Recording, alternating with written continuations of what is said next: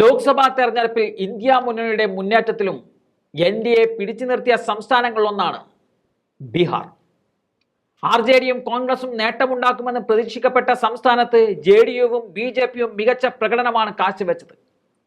നരേന്ദ്രമോദിക്ക് മൂന്നാം ഊഴം നേടിക്കൊടുക്കുന്നതിൽ നിതീഷ് കുമാർ സുപ്രധാന പങ്ക് വഹിക്കുകയും ചെയ്തു.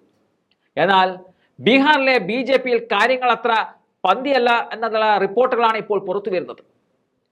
ബീഹാർ ഉപമുഖ്യമന്ത്രിയും സംസ്ഥാന ബിജെപി അധ്യക്ഷനുമായ സാമ്രാട് ചൗധരിക്കെതിരെ പാളയത്തിൽ നിന്നും പടയാരംഭിച്ചിരിക്കുകയാണ്. മുൻ ബിജെപി എംപിയും മുതിർന്ന നേതാവുമായ ഹരിമാഞ്ചിയാണ് ഉപമുഖ്യമന്ത്രിക്കെതിരെ രംഗത്തെത്തിയിരിക്കുന്നത്.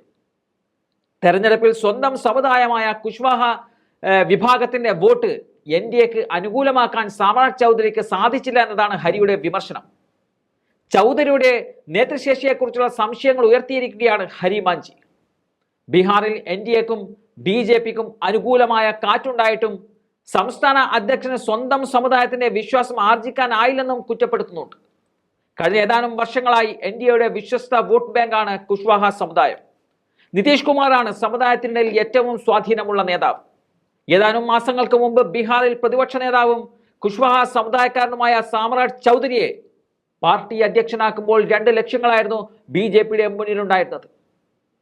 നിതീഷ് കുമാറിന്റെ സഹായമില്ലാതെ ഒറ്റക്ക് ബീഹാറിൽ കരുത്തു നേടുക എന്നതായിരുന്നു ഒന്നാമത്തേത്. രണ്ടാമത്തേത് കുശ്വാഹ സമുദായത്തിന്റെ വോട്ട് പൂർണ്ണമായും ബിജെപിയിലേക്ക് എത്തിക്കുക എന്നതായിരുന്നു രണ്ടാമത്തെ അവരുടെ ഉദ്ദേശം. നിതീഷ് കുമാറിന്റെ ബെൽറ്റിൽ നിന്നും പൂർണ്ണമായും ആ വോട്ട് ബാങ്ക് പിടിച്ചെടുക്കുകയായിരുന്നു ലക്ഷ്യം. എന്നാൽ ഇത്തവണ സുപ്രധാനമായ ചില സീറ്റുകളിൽ കുശ്വാഹ സമുദായക്കാരായ സ്ഥാനാർത്ഥികളെ ഇറക്കി ഇന്ത്യ സഖ്യം ബിജെപിയെ ഞെട്ടിക്കുകയായിരുന്നു. അവസാനം ഫലം പുറത്തു വന്നപ്പോൾ രാഷ്ട്രീയ നിരീക്ഷകരുടെ കണക്കുകൂട്ടലുകൾ തെറ്റിച്ച് എൻഡിഎ നില ഭദ്രമാക്കിയെങ്കിലും ബിജെപിക്ക് തിരിച്ചടിയേറ്റു. കഴിഞ്ഞ തവണ 17 സീറ്റ് ഉണ്ടായിരുന്നിടത്ത് ഇത്തവണ 12ലേക്ക് ചുരുങ്ങി. 2014 22 നിന്നാണ് ഈ നിലയിലേക്ക് ബിജെപി എത്തിയത്. വോട്ട് വീതത്തിലും ബിജെപിക്ക് കനത്ത നഷ്ടമുണ്ടായിട്ടുണ്ട്. 5.5% ബിജെപിയുടെ വോട്ട് വീതത്തിലുണ്ടായ ഇടിവ്. ആകെ 40 സീറ്റിൽ ജെഡിയുവിനും ബിജെപിക്കും 12 സീറ്റ് വീതമാണ് ലഭിച്ചത്.